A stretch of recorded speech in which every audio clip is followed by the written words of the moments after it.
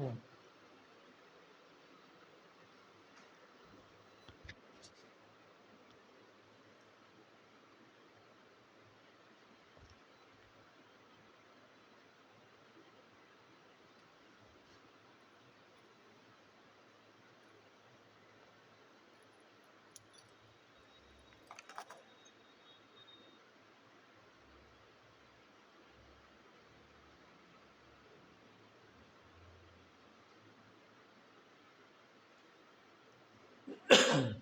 आई सबका आ गया।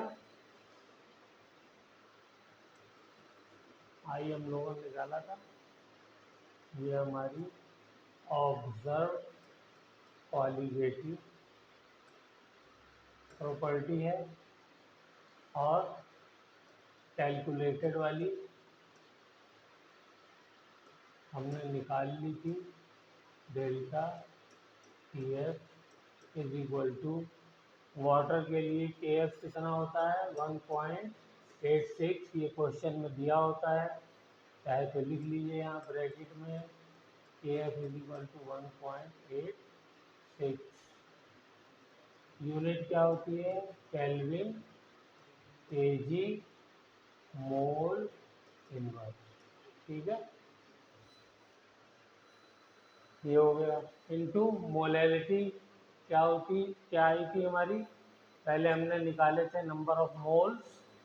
तो नंबर ऑफ मोल्स निकालने के लिए हमको क्या चाहिए, नंबर ऑफ मोल निकालने के लिए हमको चाहिए weight of solute divided by molecular weight of solute. तो हमें सोल्यूट जो है वो एच यानी एसिटिक एसिड है और ml में दिया हुआ है। तो हमें क्या करना होगा, इसको वेट में कन्वर्ट करना होगा। तो कौन सा फॉर्मूला यूज करेंगे, density is equal to mass upon volume.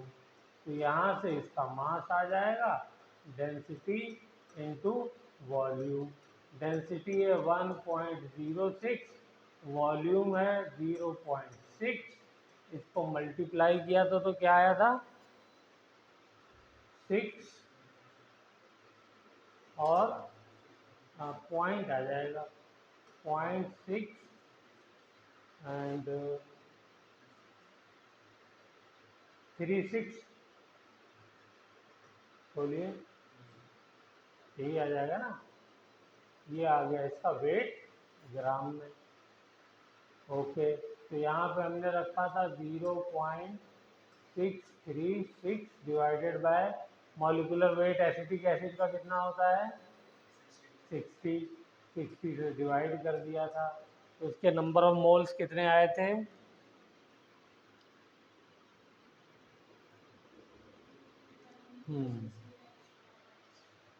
तो ये आ गया था। वैसे हमने सीधा काट दिया था, इसको यहाँ पर रखा था तो ये 0.6 से 6 कट गया था, तो ये आ गया था 0.0106 मोल। बोलिए, यही आया था, याद आ गया बेटा, यहाँ तक कोई प्रॉब्लम किसी तरह की भी। चलिए, ओके,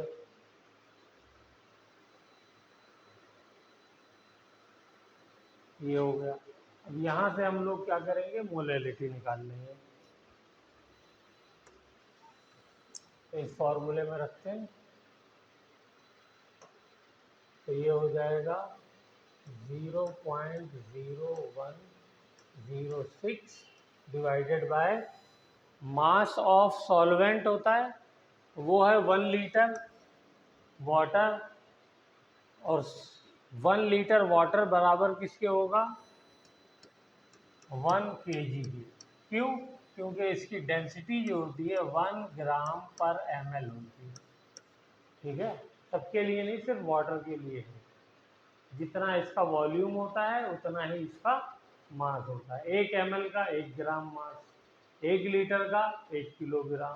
तो ये याद रखना है वाटर के लिए। तो यहाँ पे सॉल्वेंट का वेट क्या हो गया, जो मोलैलिटी में नीचे यूज होता है वो 1 kg हो गया, तो सीधे सीधे 1 लिख दीजिए। तो ये डेल्टा टी एफ कितना आया था मल्टीप्लाई करने पे, बताइए। ये आया था 0.0197। 0.0197, ठीक है। वहाँ पे भी डिग्री सेंटीग्रेड में लिया है तो यहाँ पे भी डिग्री सेंटीग्रेड में ले लिए। ओके, कल तक यहाँ पे हमने किया था। अब हमको निकालना है क्या, आई। तो आई का फॉर्मूला हमको मालूम है, क्या होता है, observed colligative property divided by calculated colligative property, ठीक है। तो ऑब्जर्व्ड की वैल्यू हमको दी हुई है 0.0205 डिवाइडेड बाय कैलकुलेटेड हमने निकाल लिया 0.0197। ओके, तो यहाँ से जो मेरी वैल्यू आएगी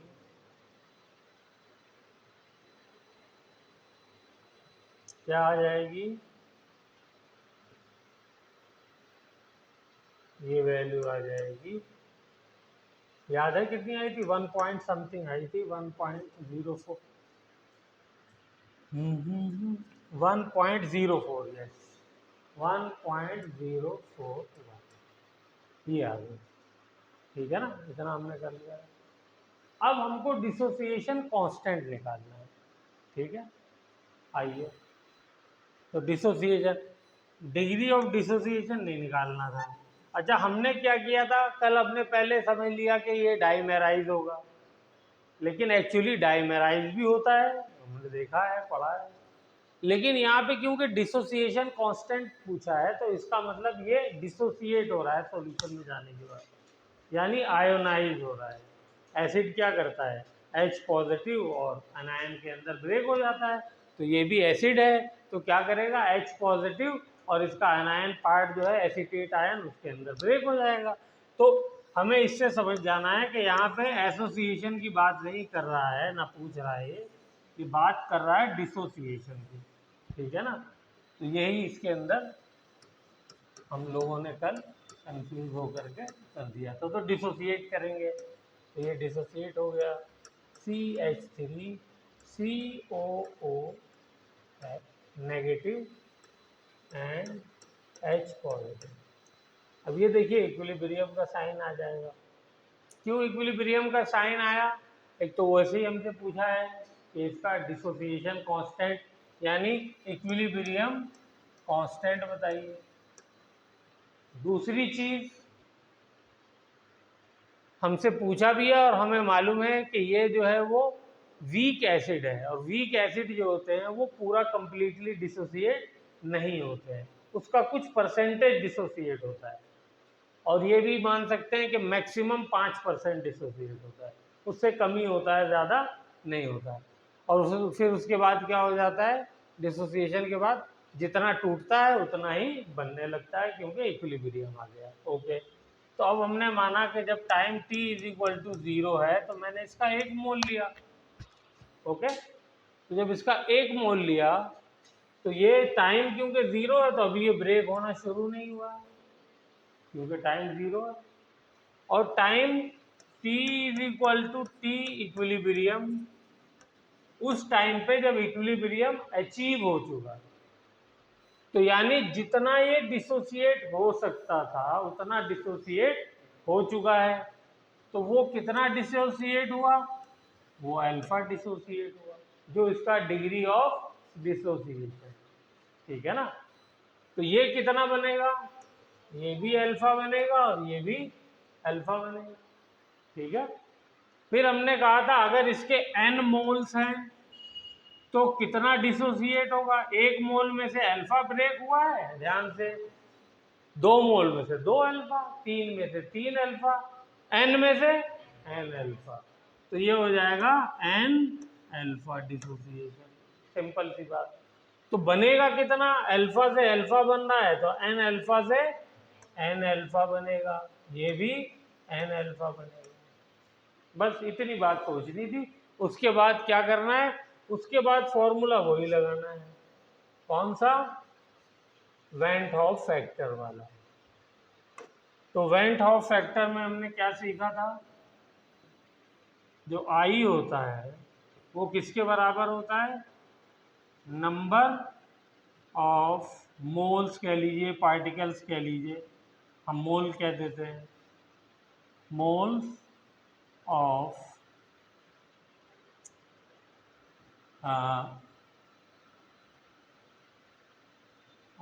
number of moles of solute after dissociation divided by number of moles of solute before dissociation। ठीक है, तो अब यहाँ पे वैल्यू रख दीजिए, वैल्यू रखिए, क्या आ जाएगा? Number of moles of solute after dissociation क्या हो गया? n minus n alpha plus n alpha plus n alpha. ठीक है ना, इसके भी एन अल्फा मोल्स, इसके भी एन अल्फा मोल्स, और इसके जो बचे हैं वो कितने हैं? N minus n alpha. सबको जोड़ दिया तो ये सारा क्या आ गया? डिसोसिएशन के बाद कितने पार्टिकल सॉल्यूशन में मौजूद हैं, डिवाइडेड बाय, हमने इनिशियली कितना लिया था? एन लिया था, तो एन से डिवाइड कर दिया। ठीक है ना, तो अब यहाँ से मेरी वैल्यू आ जाएगी, कौन सी? अल्फा की वैल्यू आ जाएगी। तो ज़रा अल्फा की वैल्यू निकालिए। अच्छा, आई हमने पीछे कैलकुलेट कर लिया है, हैं? तो इसको आई के बराबर रख देंगे। तो आइए इसको करिए, ये देखिए यहाँ पे एक एन अल्फा से तो एन अल्फा काट देते हैं, यहाँ पे क्या बचा? यहाँ पे बचा एन कॉमन ले लिया तो ये 1 हो गया, और यहाँ से क्या हो गया? अल्फा हो गया। नीचे था एन, तो एन से एन कैंसिल हो गया, तो आई इज इक्वल टू क्या आ गया? I is equal to 1 plus alpha आ गया। और वो किसके बराबर है? वो बराबर है 1 आई किसके बराबर है? 1.041। यही है ना, हमने अभी कैलकुलेट किया था 1.041, आई बराबर है। ओके, तो यहाँ से अल्फा की वैल्यू कितनी आ गई? अल्फा की वैल्यू आ गई 1.041 माइनस 1 इज इक्वल टू 0.041। ये अल्फा की वैल्यू आ गई 0.041। आप मुझे परसेंटेज में बता सकते हैं कितने परसेंट हुआ ये? ये हो गया तकरीबन कितना बेटा? 4.1%। देखिए 5% से कम है। ठीक है ना, अगर मैंने 100 मॉलिक्यूल इसके लिए तो सिर्फ 4 ब्रेक हो रहे हैं, 96 एज इट इज। ओके, तो अल्फा की वैल्यू आ गई, लेकिन अभी भी हमारा काम कंप्लीट नहीं हुआ है। हमसे उसने कहा है क्या निकालने के लिए? डिसोसिएशन कांस्टेंट, जो कि इक्विलिब्रियम कांस्टेंट कहलाता है। ठीक है ना, तो अब देखिए इक्विलिब्रियम कांस्टेंट कैसे लिखा जाता है वो भी बताया था मैंने, कि इक्विलिब्रियम कैसे लिखते हैं? Concentration of product divided by concentration of reactant. ठीक है, ये हो गया। तो यहां पर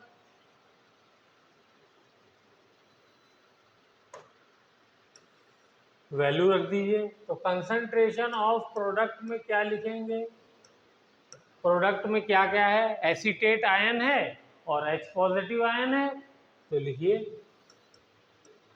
concentration of CH3COO negative into concentration of H positive ion divided by concentration of reactant. तो रिएक्टेंट की कंसंट्रेशन क्या है? CH3COOH। चलिए अब इनकी कंसंट्रेशन लिखिए, यहां से आपका काम शुरू होता है।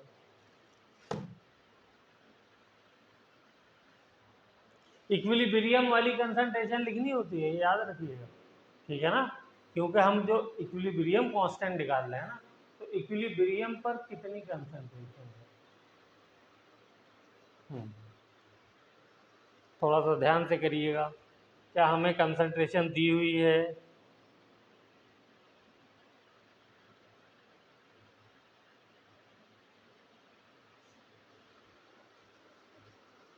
कंसंट्रेशन दी है, क्या दी हुई है।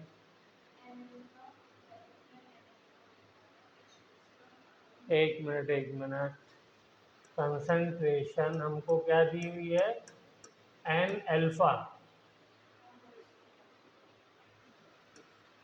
ये कहाँ दी हुई है कंसंट्रेशन हमको, ये तो नंबर ऑफ मोल्स दिए हैं, इतने मोल थे, उसमें से इतने मोल ब्रेक हुए और इतने मोल प्रोडक्ट के बने। मोल दिए हैं, कंसंट्रेशन नहीं दिए। तो कंसंट्रेशन होती क्या है, number of moles divided by, बोलिए, वॉल्यूम ऑफ सॉल्यूशन। मोलैरिटी को ही तो कंसंट्रेशन कहते हैं, तो फॉर्मूला जो है वही लगेगा।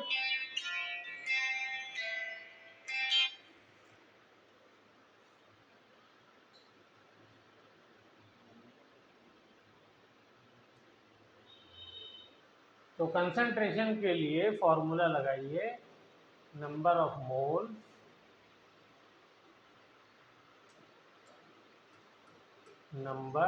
Mole of solute divided by volume of solution in litre. ठीक है ना। तो सॉल्यूशन का वॉल्यूम पता है आपको, पता है नहीं पता, कितना वॉल्यूम है, 1 लीटर। मोल्स आपको पता है, ठीक है ना, तो इसलिए आंसर जो आपने बताया वही आएगा बेटा।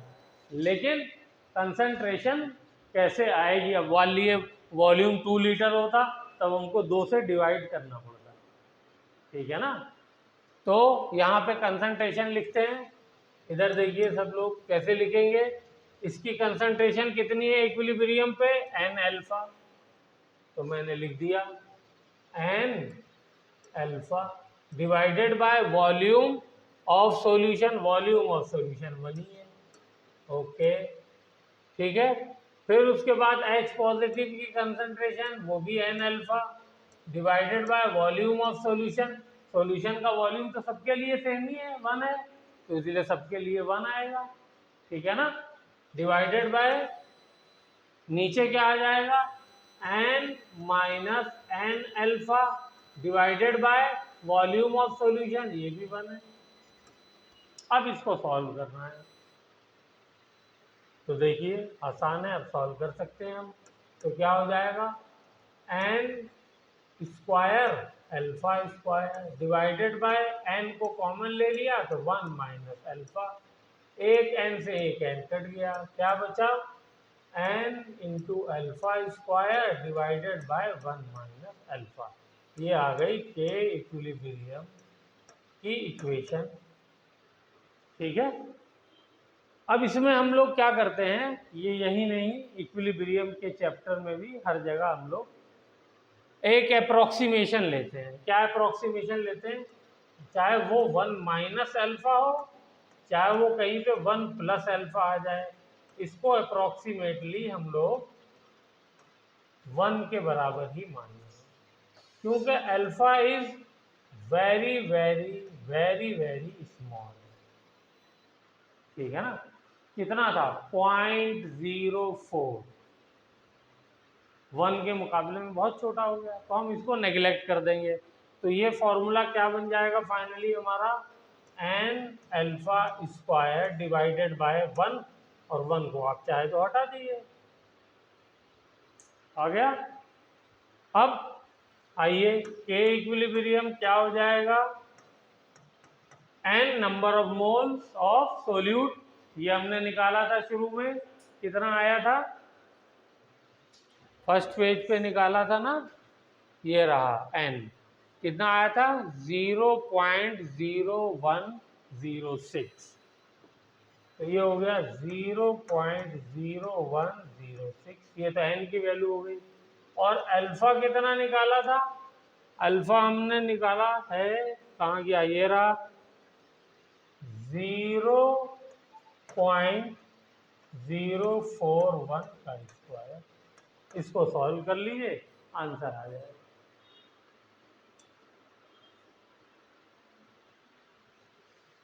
पहले तो ऐसा करते हैं, पॉइंट को थोड़ा सा सही करते हैं। तो पॉइंट को सही करने के लिए मैं ये करता हूँ कि इस डेसिमल को यहाँ लाया, तो 1.06 इंटू इस डेसिमल को भी यहाँ लाया, तो ये हो जाएगा 4.1 का स्क्वायर इंटू इसकी वजह से भी 10 की पावर -2 आ गया, और इन दोनों की वजह से भी 10 की पावर -2 आएगा, तो ये 10 की पावर क्यूब हो जाएगा, अगर ये मैथमेटिक्स समझ में आ गई हो तो। जब मैं इस वाले डेसिमल को यहाँ लाऊंगा, आगे बढ़ाऊंगा 2 पॉइंट, तो ये किससे मल्टीप्लाई करनी पड़ेगी? इस टर्म को 10 की पावर -2 से।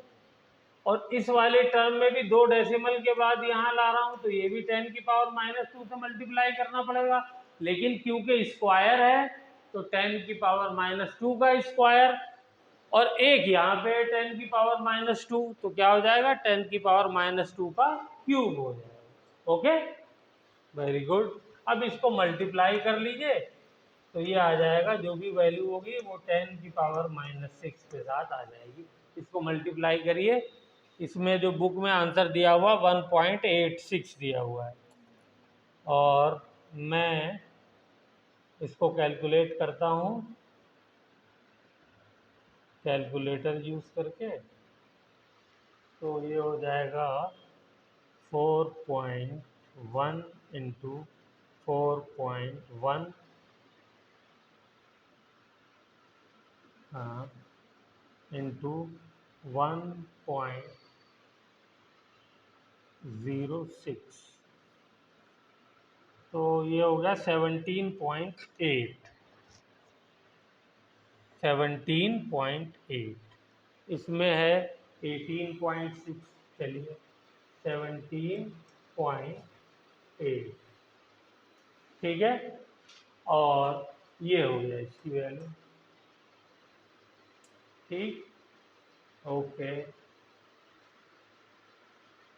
और अगर 5 में लिखना चाहें तो 1.78 हो जाएगा।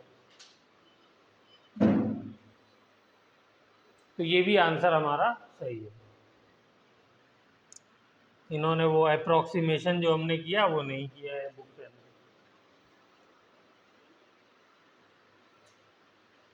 तो ये आपको जो है इक्विलिब्रियम का पार्ट इसके अंदर एक्स्ट्रा हो गया, लेकिन आपको अल्फा कैसे निकालना है ये पार्ट तो आपको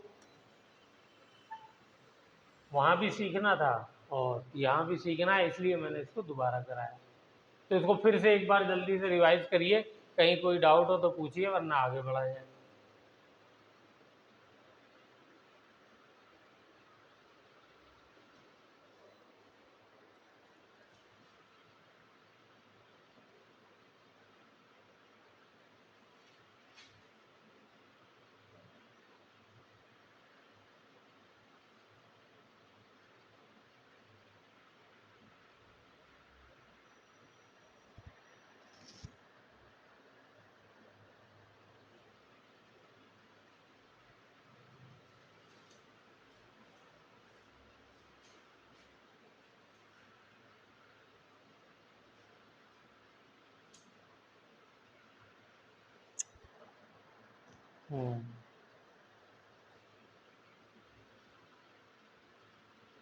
चलिए कुछ क्वेश्चन एम्स में आए हुए हैं प्रीवियस ईयर्स के, वो करते हैं।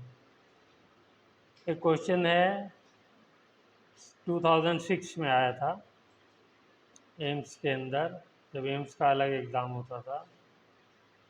5% सॉल्यूशन लिखिए बाय मास, या ऐसा करता हूँ, ये वाला जो है मैं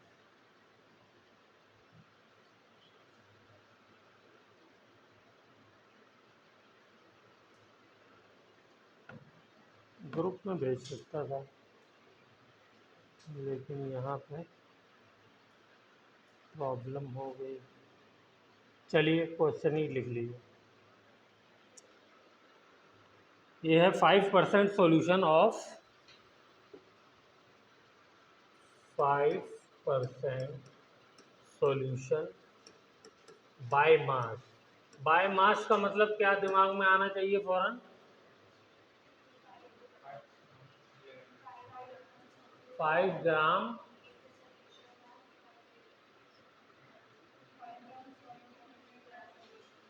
5 ग्राम, यस, ml नहीं बेटा। बाय मास का मतलब आए तो फौरन हमें ये समझ जाना है कि वेट बाय वेट, ठीक है ना। हाँ, तो इसको जो है याद रखना है।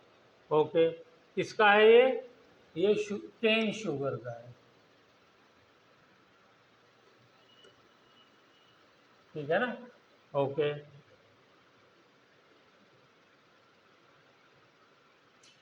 In water has freezing point, इसका फ्रीजिंग पॉइंट है 271 केल्विन, ठीक है। And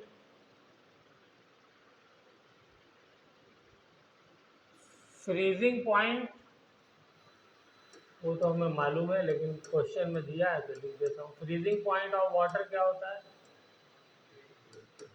100 degree, 0 degree. हाँ, केल्विन में है तो हम लोग केल्विन में लिखे 273.15 केल्विन।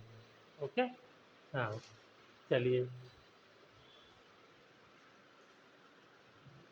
अब दूसरा इन्होंने कहा है कि 5% ही सॉल्यूशन इन्होंने ले लिया है बाय मास या वेट बाय वेट ऑफ, इस बार जो सॉल्यूशन बनाया है वो ग्लूकोज का बनाया है, ठीक है। तो इसका फ्रीजिंग पॉइंट बताना है, क्या होगा? ऑप्शंस दिए हुए हैं 271 kelvin,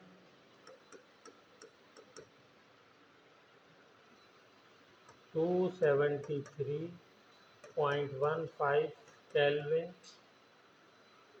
third 269.07 kelvin, fourth 277.23 kelvin.